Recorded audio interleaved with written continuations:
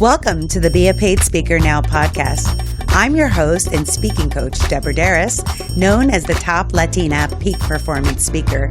This podcast is here to support you with strategies and best practices of paid speakers so you can find out what works and what doesn't, so you can achieve success with ease and grace in your speaking career. Enjoy the show. Are you a speaker, coach, or consultant and need support with marketing your digital courses and programs? Does doing your newsletter and all of the back-end website updating drive you crazy? Not to worry, I have a great resource for you. Enrich Digital. She helps you eliminate all of the technology overwhelm by doing it for you. Isn't that fantastic? If you want more information, go to enrichdigital.com to meet the tech goddess. Ooh la la, we love a tech goddess. Welcome back. This is Deborah Deras, and we are going to have an amazing show because one of my mentors, one of my inspirations here from my favorite place that I love to be, Miami. But before we get started with this great show, I want to remind you that I have created a free webinar to help you to be a paid speaker now. You could grab it at deborahderas.com/speak now. And if you're looking to book a speaker on peak performance for any of your events, you can also go to my website at deborahderas.com. Now, without any further ado, let me introduce you to one of my mentors that I love and adore. His name is Carlos Conseco. He was born in Cuba and he lives in Miami, my favorite place. He's the father of an amazing son, who's my friend, named Marcos, and he is a very, very successful entrepreneur. He has a bachelor's in business administration. That always helps. He was the former vice president of Bank of America. You may have heard of it.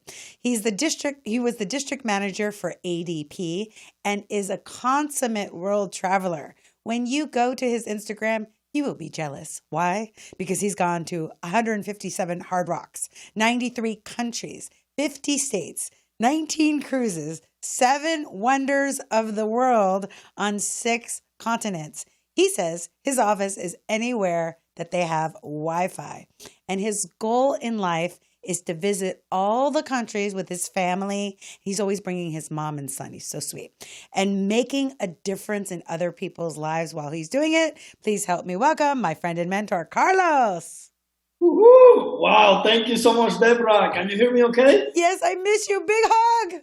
I want to have you next time right next to me in the studio, okay?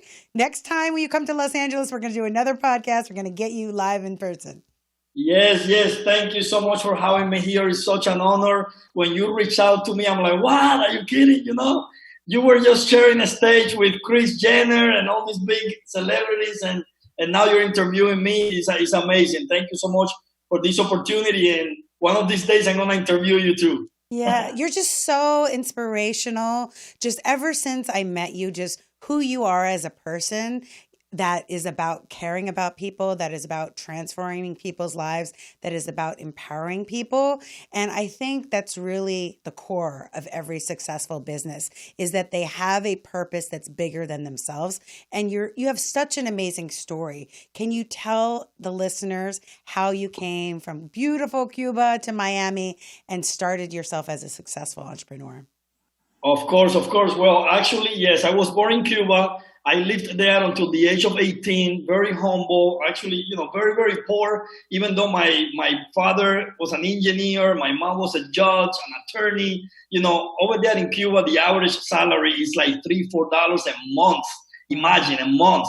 So I grew up very poor, and I was like, man, I had to do something else. I want to provide for my family. I want to, and I used to look at the movies and I'd be like, wow, the world's so different than here. So at the age of 18, because my dad was born in Spain, I was able to get the Spanish citizenship, and I was able to go to Spain. And I know you mentioned that I have visited 157 Hard Rock cafes. And one of the reasons I love that place so much is because it was actually the first restaurant. Like, I actually sat down and I was so inspired by all the celebrities there, the guitars. Their logo is love all, serve all, be kind. save the planet. So I'm Oh, I like, didn't man, I know love this. that. Yeah, I love this. And at that time, I saw that they were in over 100 countries. I'm like, I didn't even know there were more than 100 countries.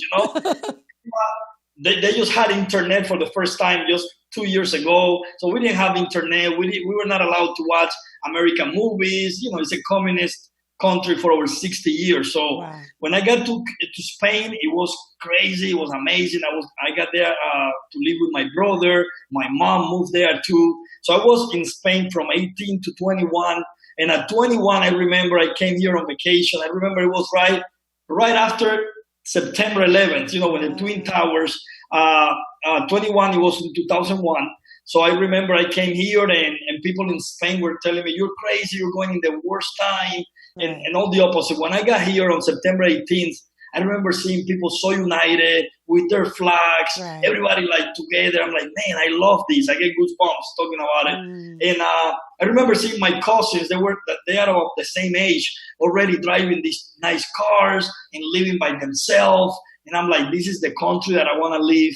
I remember listening to an interview from Antonio Banderas and Penelope Cruz that they're from Spain, and they were saying that Spain is to live, United States is to, how you say, like to get ahead, like to make it happen. It's the land of opportunities, and that stayed in my head. I'm like, you know what? Spain is beautiful, but I need to come back to the United States.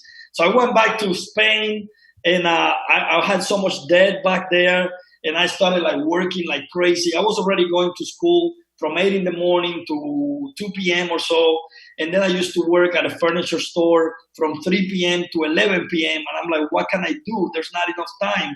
So what I did is from 11:30 to 2 to 3 in the morning, I would work at a Burger King because it was a Burger King that it was open until 3 in the morning. And I was working at a Burger King until I was able to save enough money to buy a plane ticket for my mom and myself. Wow. I didn't want to leave my mom behind in Spain. So we moved here just like 2 months after I was here on vacation. I went to Spain, worked for like 2 months, crazy, 24 hours, then came here and that's how I got here. I got here December 1st, 2001. And at that time, I had two uncles, and one of my uncles had an ice cream truck. And I was like, Tio, uncle, I want to work with you. Please teach me. Whatever I have to do, I'll do it. I didn't know that much English back then. I still don't know that much. But it was great because I started with the kids, selling ice cream. I was able to learn English. I was able to get more like people skills. I was able to humble myself there with them.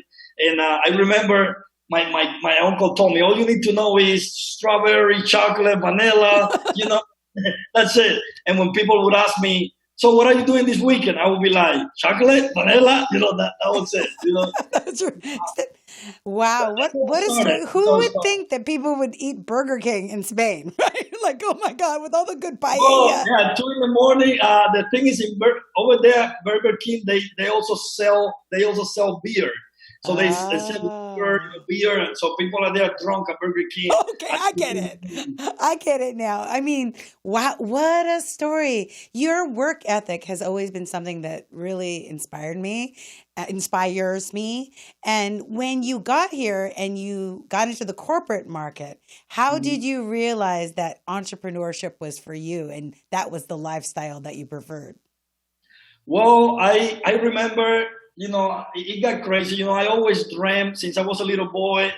I always dreamed with being very successful and wearing a suit and having a cell phone and an assistant. I always wanted that.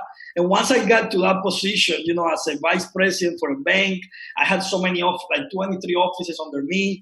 Always number one. I realized one day I was like crying by myself. I said, man, I'm working over 100 hours a week. My marriage is a mess. I actually got divorced. I missed the first 5 years of my son, Marcos, that you know. And basically, I'm like, this is what I always wanted. And now that I reached it, I'm miserable. I cannot go to Marcos' basketball games. I can never pick him up at school. Never. I forget about traveling. We only had like 2 weeks of vacation. So thank God one day, my own doctor, because I was in so many prescription medications, like so many, like for depression, for sleeping, for everything. He's like, hey, Carlos, have you have you heard of these Jews?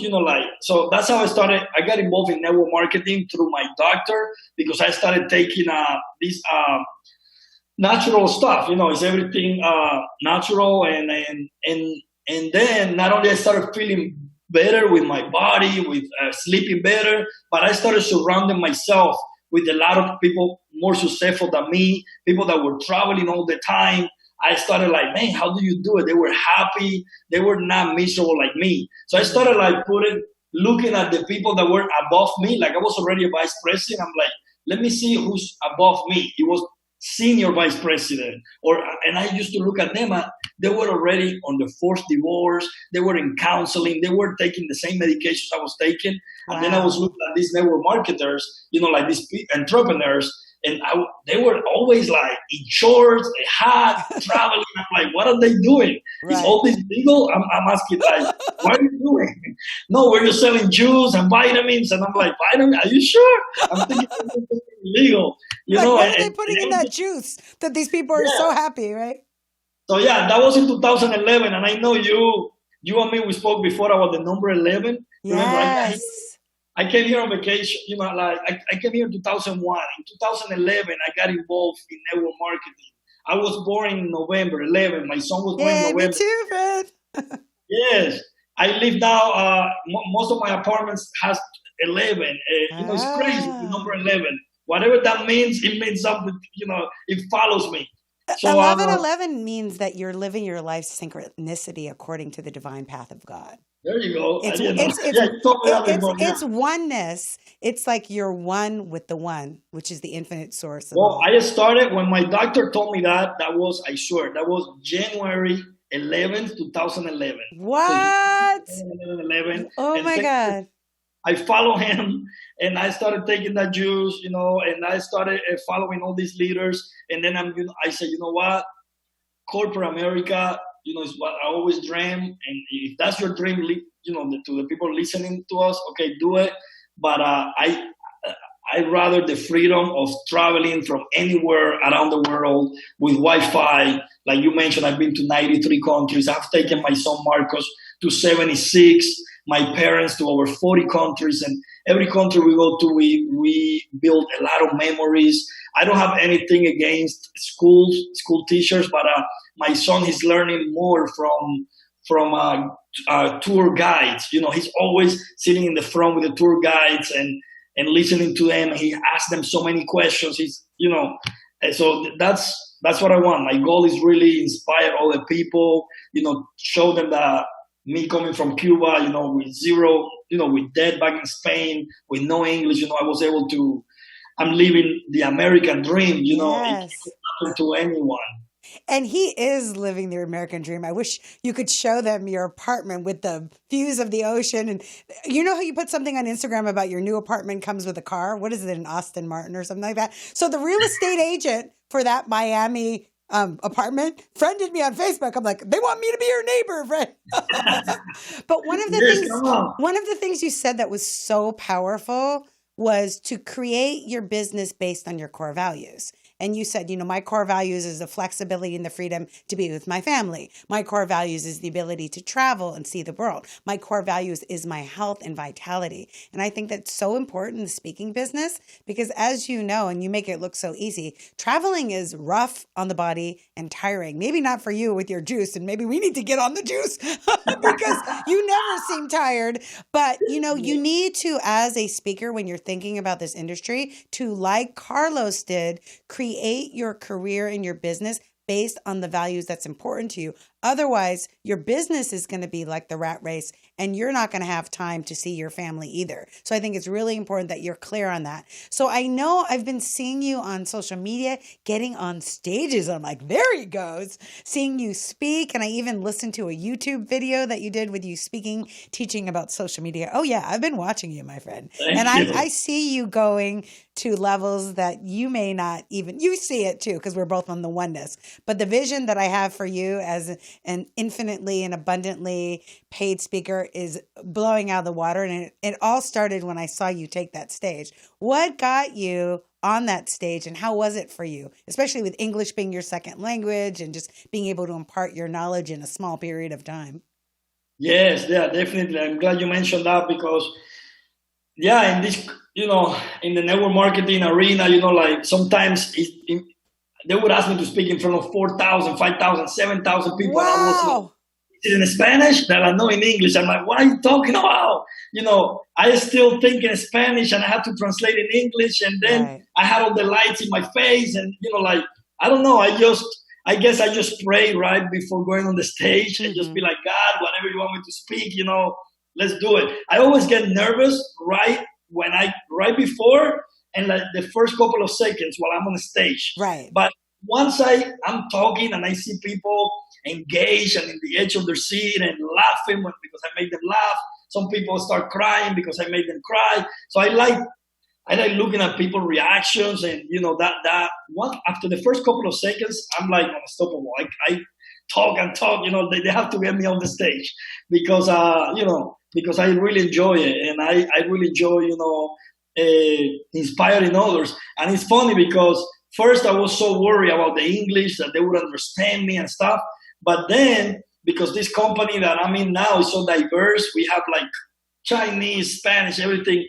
Now they ask me a lot to speak in Spanish, and now it's even worse sometimes because in Spanish now I speak Spanglish. So Ah. sometimes they have asked me to speak in Peru, in Oh. Argentina, like countries that speak Spanish only, and then I'm talking like half English, like Spanglish, and they're looking at me like, huh? What are you saying? Isn't So Spanglish the national language of Miami? yes, Yeah, yes. it So is. I'm like, they don't understand me in English, they don't understand me in Spanish.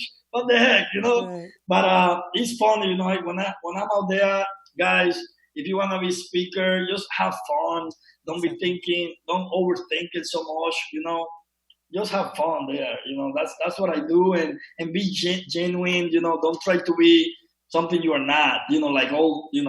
Like it's funny because the other day I was having dinner with these big people that are very successful multimillionaires, and they say, Carlos, we're gonna eat sushi. I'm like, I don't eat sushi. Like, how come you don't eat sushi? No. So we got there and they're like eating with the sticks and this. I'm like, oh man, I'm not gonna pretend now that I'm like, I'm Right. just Carlos from Havana, Cuba. I'm like, can I please just have a fork and a fork and a knife? Like I don't feel embarrassed because of that. Still I'm very humble, and I eat at a very expensive restaurant, and I eat also a pollo tropical for Oh, $4. I I love pollo tropical. That's my favorite.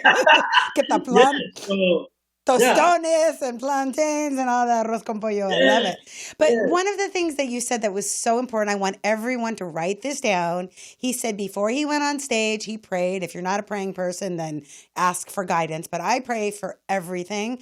And just so you know, Carlos, after 18 years of being paid to speak, still get nervous. When I spoke at yeah. that conference that you saw me with Chris Jenner, I'm like, oh my God, everybody's a plastic surgeon in the audience. They're all doctors, and I started comparing myself to other speakers and I got a little nervous. And then, just like you, when I got on the stage and I surrendered, and I remembered to focus on them, not me, that I am the messenger for the message and it is through me and not from me. And then I did what you said is I had fun. And I was like doing hashtag demasiado. I was talking Spanglish with them.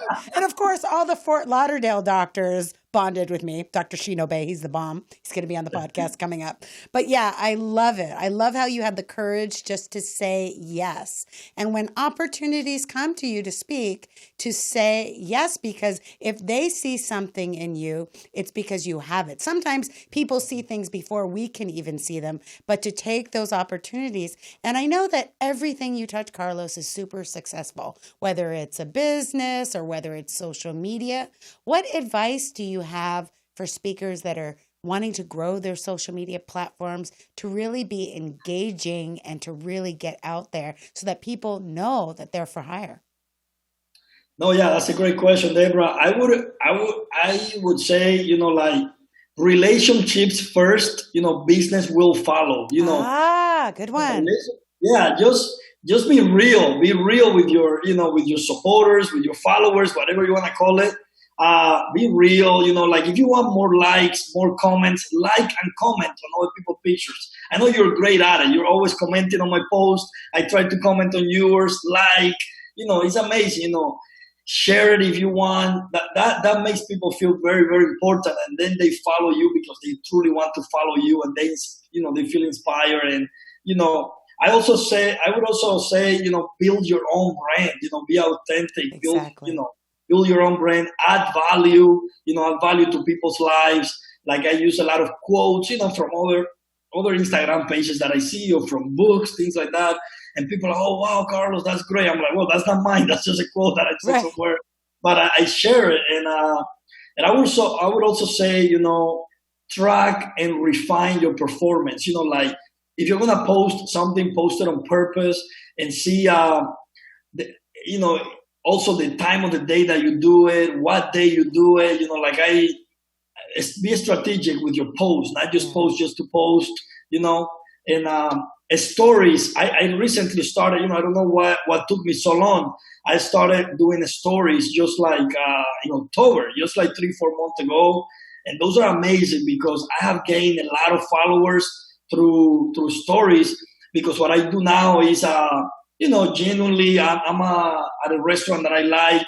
I say, oh wow, the service here is great, whatever, and I use their whatever their place, and they usually share it in their page. So I have Ah. yes, or now I would say, oh, thank you so much, Deborah, for this podcast, and I tag you on it, so people start following you and things like that. Like I have gained a lot of followers through doing that, through genuinely thanking people in my stories, and then what they do is they share in their stories, and people are, oh, who's this guy?